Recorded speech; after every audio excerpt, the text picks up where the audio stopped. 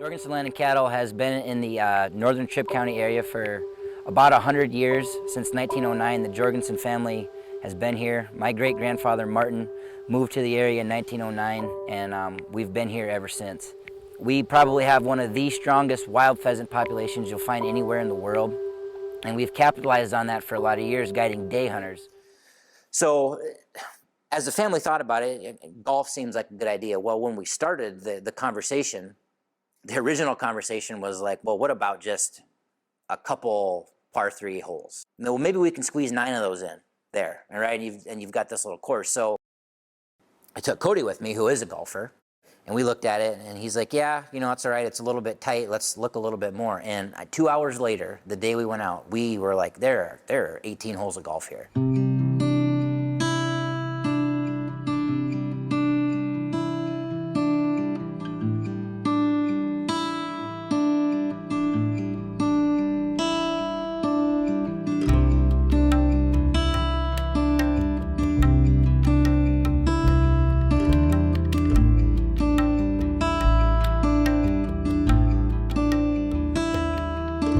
But I've really enjoyed the sport. Yep, I've golfed my entire life. And Mark said that I've got a guy you need to meet, and so he made the introduction to Colton and I on the phone one time, and one thing led to another. Then Landscapes Unlimited was kind of involved, and it all kind of came together. Landscapes Unlimited is really just a true American success story, with Bill Kubley founding the company with himself and a pickup truck and a trencher, and really started from the ground up.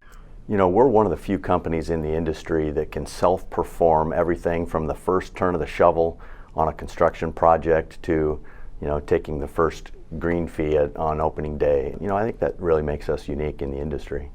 What can we do to make use of this facility more than 3 months out of the year? 95% of our revenue is generated in a 3-month period from September 1st to December 1st. But this facility and this land and these people are here year-round. What I envision our course, and I really want it to be unique, which I know it will be. I really want it to be about the land. You know, even when I say the word land, I get goosebumps on it. And it's just all about the land and preservation of the land and enjoying this part of the world. Colton Craig. I am the principal designer of Craig and Coyne Golf Course Design. We're in beautiful, ideal South Dakota at the Lazy J Ranch. Beautiful site and beautiful topography. We are currently standing on what would be the future third approach.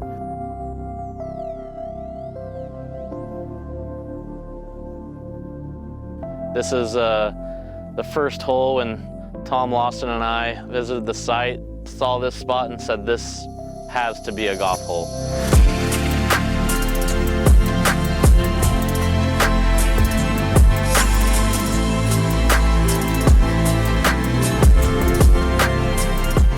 What we really love about this site from a golf course architecture standpoint is it's in what we call the Goldilocks zone, where it's dramatic to look at, but it's actually fairly subtle to walk and play.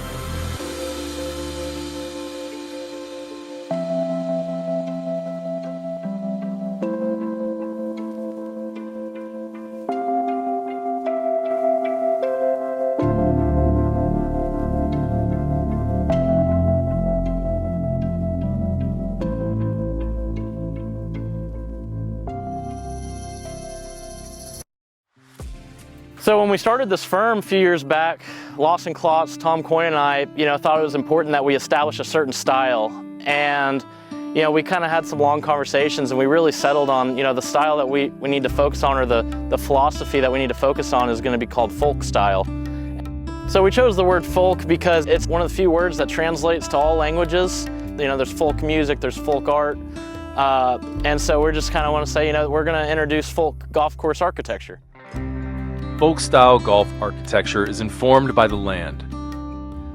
It is an inspired use of the geography to help the architect tell a story to the golfer. a story crafted from the unique characteristics of the surrounding area. It takes what the land gives and creates utility, prioritizing the useful over the decorative.